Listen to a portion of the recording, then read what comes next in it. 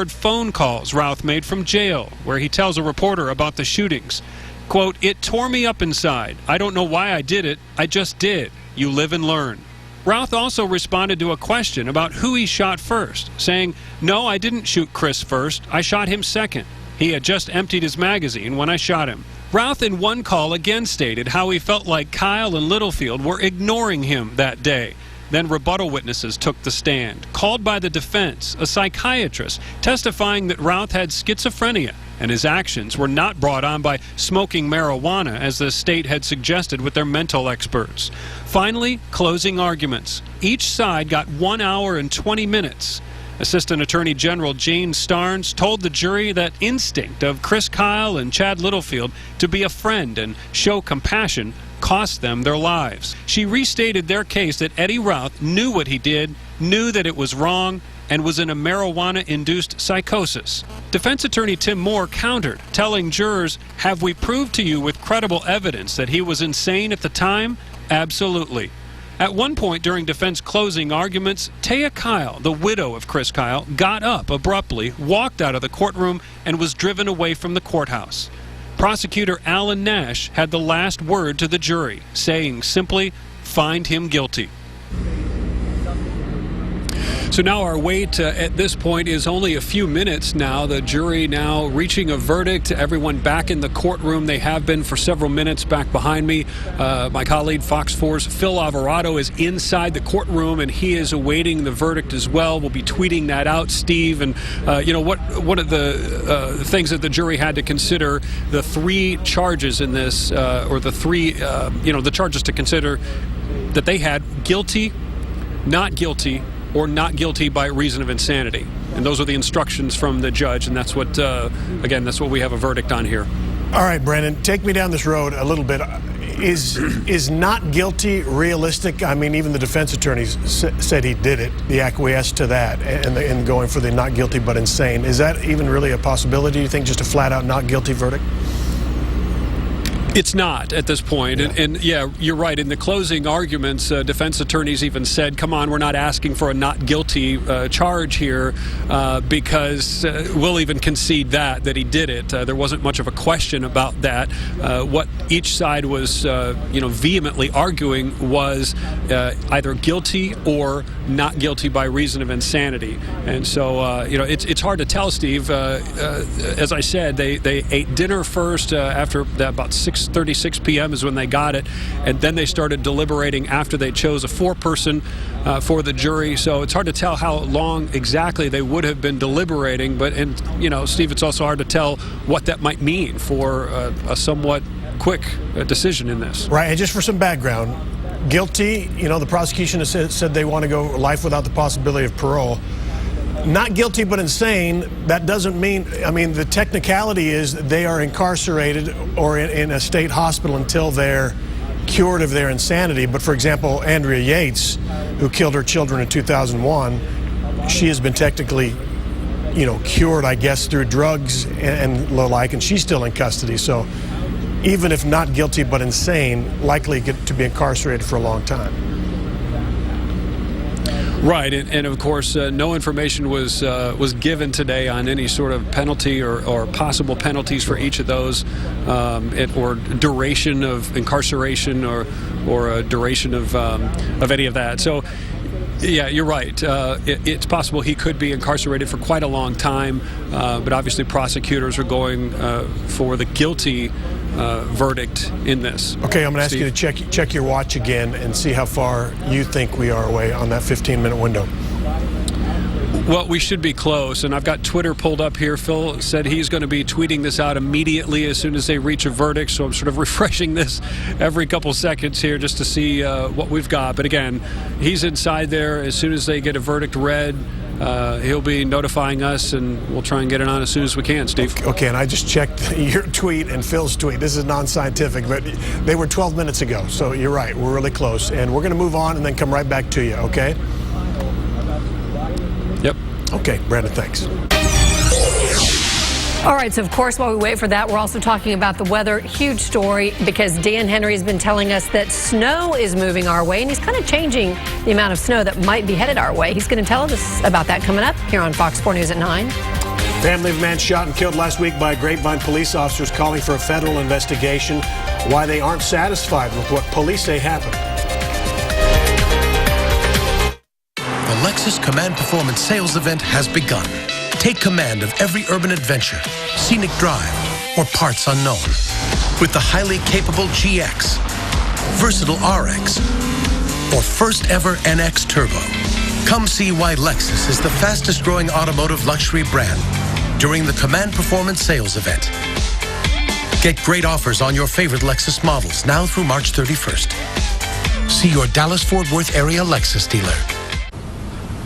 That's great service. I just got us a low fixed price on our electricity plan. I love it. You know, I like it low.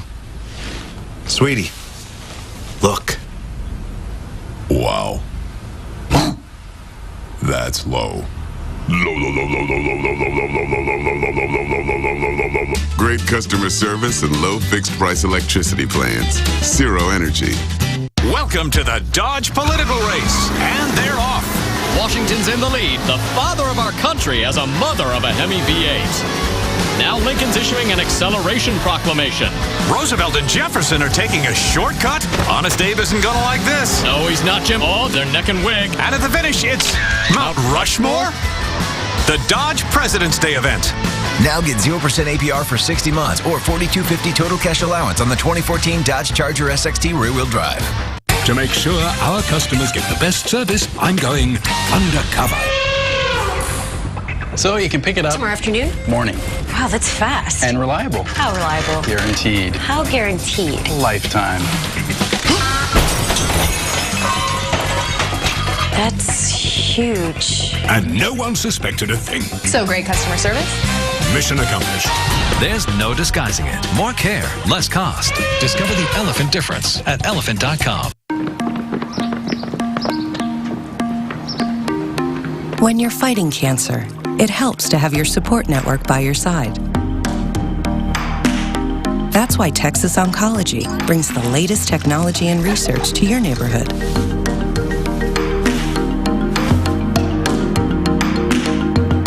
So you can fight cancer next to the ones you love.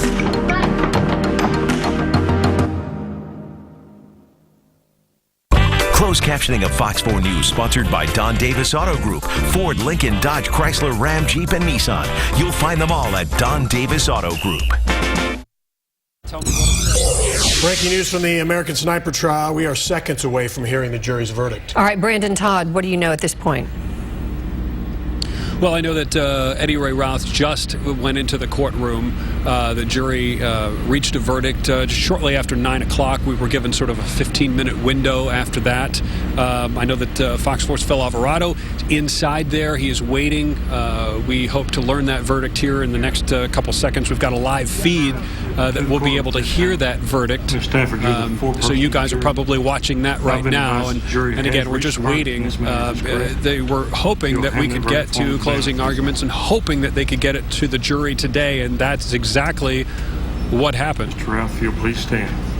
Hey, Brandon, the judge is in this place, and the jury is also in the room, and our camera is still kind of getting set up, but let's listen. It looks like we're pretty close. Everybody's standing, so it looks like it's about to happen.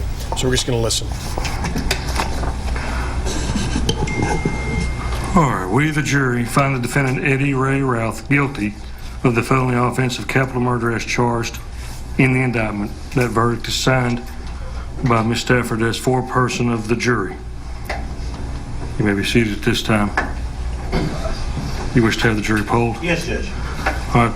The request to have the jury polled has been made at this time. What I will do at this point is individually we'll start at the first seat, first juror, and I will ask you the same question of each and every juror. Is this a unanimous verdict of the jury? You have to answer out loud. Yes. Juror number 2, is this a unanimous verdict? Yes. Juror number 3, is this a unanimous verdict? Yes. Juror number 4? Yes, sir. Juror number 5? Yes, sir. Juror number 6? Yes, sir. Juror number 7? Yes, sir. Juror number 8? Yes. Juror number 9? Yes, sir. Juror number 10? Yes. Juror number 11? Yes, sir. Juror number 12? Yes, Your Honor. All right, this completes your services, jurors, in this matter, and I will receive and accept Your verdict in this matter, I will hand it to the clerk to have it filed with the papers of the court at this time.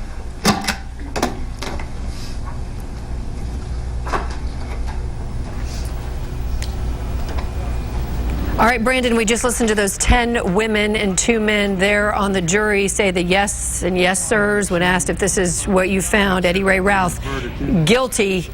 And you've got media from all over the world right now out there with you, Brandon, spreading the news about this.